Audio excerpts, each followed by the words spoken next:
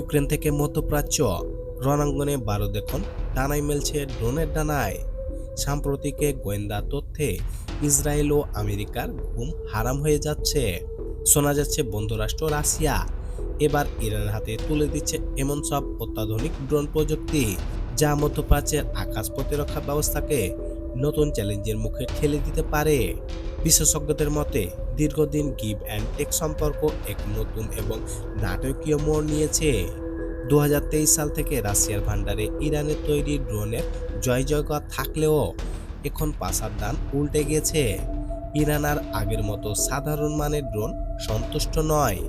British সংবাদ মাধ্যম financial Times বলছে, তেহরান এখন রাশিয়ার কাছ থেকে স্মার্ট অ্যাডভান্স ড্রোনের প্রত্যাশা করছে। সংখ্যা নয়, বরং ড্রোনের গুণগত মান বাড়াই তাদের একমাত্র লক্ষ্য।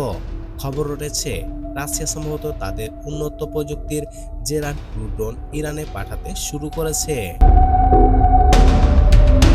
মূলত এটি ইরানের শাহেদ 136 ড্রোনের রুশ সংস্করণ। তবে এই দুই সংস্করণে রয়েছে এমন সব প্রযুক্তি যা রাডার ফাঁকি দিতে ও জ্যামিং প্রতিরোধ করতে ওস্তাদ। রাশিয়ার এই প্রযুক্তিগত ছোঁয়া ড্রোনের মারণ ক্ষমতাকে কয়েক গুণ বাড়িয়ে দিয়েছে, যা এখন খোদ ইরানের অস্ত্রাগারে ফিরছে। বিশেষজ্ঞদের মতে ইরান এখন ড্রোনের রিভার্স ইঞ্জিনিয়ারিং এ মন দিয়েছে। তারা চায় রাশিয়ার উন্নত ইঞ্জিন, নেভিগেশন সিস্টেম এবং জ্যামিং প্রতিরোধ প্রযুক্তি তাদের আয়ত্তে নিতে। একবার যদি তারা রুশ প্রযুক্তির এই সিক্রেটগুলো বুঝে ফেলে, তবে তাদের চেহারা আমূল বদলে যাবে। এই উচ্চাকাঙ্ক্ষায় তেহরান মস্কো সামরিক সম্পর্ক নতুন উচ্চতায় নিয়ে গিয়েছে। কেবল হার্ডওয়্যার নয়, রাশিয়ার কাছ থেকে ইরান আরো বড় কিছু পেতে চাচ্ছে বলে খবর পাওয়া যাচ্ছে। স্যাটেলাইট ইমেজ এবং নিখুঁত টার্গেটিং ইন্টেলিজেন্স তথ্য দিয়ে মস্কো তেহরানকে সাহায্য সহযোগিতা করছে। যদি সত্যি মহাকাশ থেকে আসা এই গোয়েন্দা তথ্য ইরানের হাতে আসে, তবে মধ্যপ্রাচ্যের ড্রোন হামলার নির্ভুলতা হবে ভয়াবহ। তবে এই নাটকীয় সমীকরণের মাঝে রাশিয়ার কিছু সতর্ক পা ফেলার চিহ্ন সুস্পষ্ট। তেহরান অনেকদিন ধরে রাশিয়ার অত্যাধুনিক আকাশ প্রতিরক্ষা ব্যবস্থা S-400 চাইছে, কিন্তু মস্কো এখনো সেই লাল ফিতা কাটেনি।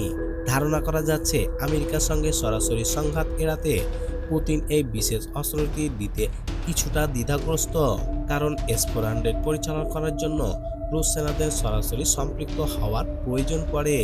এদিকে ক্যাসপিয়ান সাগরে অস্ত্র পাচারের একটি গুরুত্বপূর্ণ রুট ইসরায়েল হামলার শিকার হওয়ার পর এই ধরনের খবর চাঞ্চল্য ছড়িয়েছে। মধ্যপ্রাচ্যের আকাশে যখন উত্তাপ বাড়ছে, ঠিক তখন কুয়েত বিমানবন্দরের তেলের ট্যাঙ্কারে ড্রোন হামলার ঘটনা আগুনের ঝাপটা আরও বাড়িয়ে দিয়েছে। যদিও সেই হামলার বিমানবন্দর বন্ধ হয়নি, তবে তা ছিল এক ধরনের বড় সতর্কবার্তা।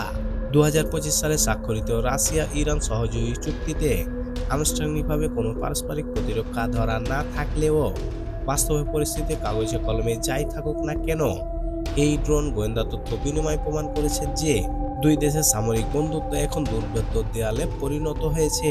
এটি কেবল চুক্তি নয়, বরং আগামী যুদ্ধের এক নতুন নকশা।